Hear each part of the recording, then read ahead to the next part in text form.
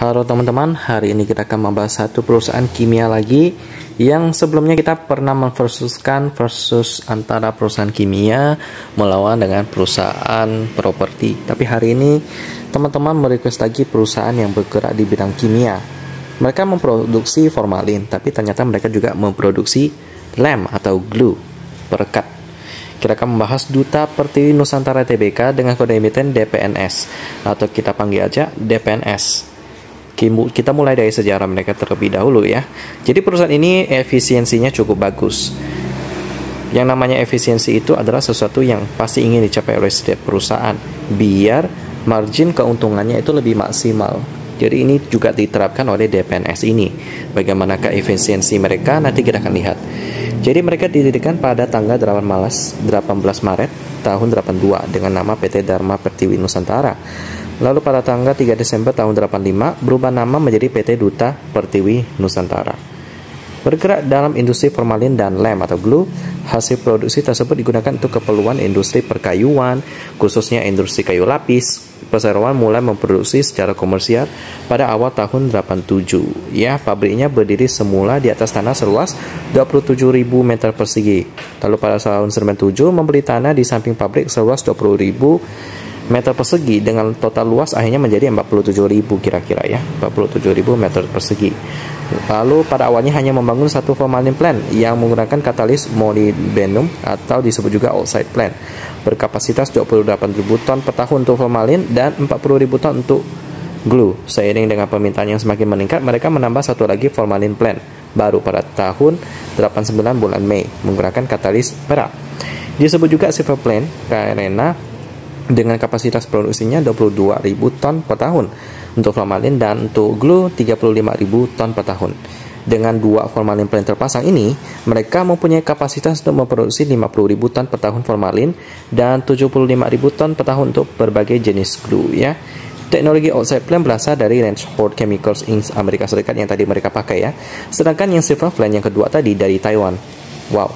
Lalu glue plant didatangkan dari perusahaan ternama Priha Oy di Finlandia yang merger dengan Neste Corporation menjadi Neste Resins Oy. Untuk mencapai efisiensi dan menghasilkan glue berkualitas, beberapa komponen mesin dan peralatan diimpor dari Spanyol, Jerman, Kanada, dan Amerika Serikat. Para ahli khusus didatangkan dari Amerika Serikat untuk membimbing produksi formalin, sedangkan ahli dari Finlandia dan Taiwan memberikan know-how memproduksi glue. Jadi ada sektor-sektornya masing-masing. Sampai pada tahun 2002 dengan semakin menurunnya permintaan glue karena kasus illegal logging yang mengakibatkan banyak perusahaan kayu yang tutup, maka perseroan menghentikan penggunaan oxide plant ya, sebab menjadikan silver plant sudah cukup untuk memenuhi kuantitas permintaan konsumen dan biaya operasinya juga jauh lebih rendah dibandingkan menggunakan oxide plant.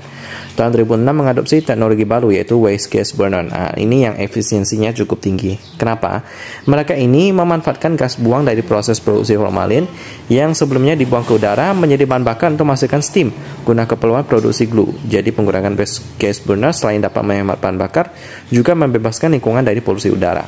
Dengan semakin berkembangnya pasar plywood, terutama pangsa pasar luar negeri yang menuntut produk low emission, maka dituntut glue dengan kualitas yang lebih baik dengan emisi formalin yang lebih rendah. Melalui pengalaman dan penelitian yang berkesinambungan oleh tenaga yang terampil dari perseroan, akhirnya berhasil mengembangkan glue yang berkualitas dan sesuai dengan tuntutan pasar.